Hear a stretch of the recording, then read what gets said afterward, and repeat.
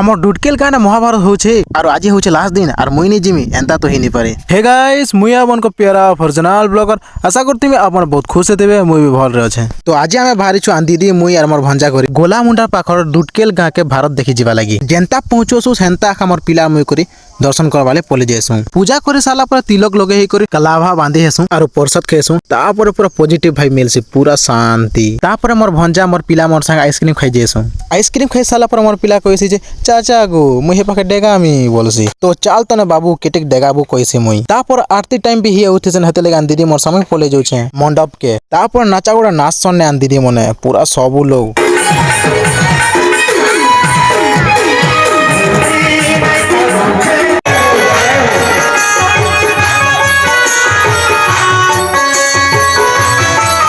आरती सरला के भोग भात खाई जुथसी यार मोर पार्टनर के भेट से मोर क्लास में विकास ब्लॉगर के। तापर भोग भात खाइबा लगे लाइन ना बसे जैसे मुई मके ई सांटा भाई के देख कर दिल खुशी गला काहे जे कि बहुत हेल्प करू छन दिया आने और इयाडे जे मोर छोट भंजा मोर प्यारा भंजा भोग भात नहीं खाई कर पर स्पेशल चाट खाउ छ। जदि फुल वीडियो देखबा আছে नाचा डेगा कलाटा आरती नवा वीडियो देखबा আছে पर मोर YouTube चैनल ना আছে देखि पकाबो। तो आज लगे एतकी आखा टाटा बाय बाय और केंता लाला जे कहबो है नहीं भूलबो।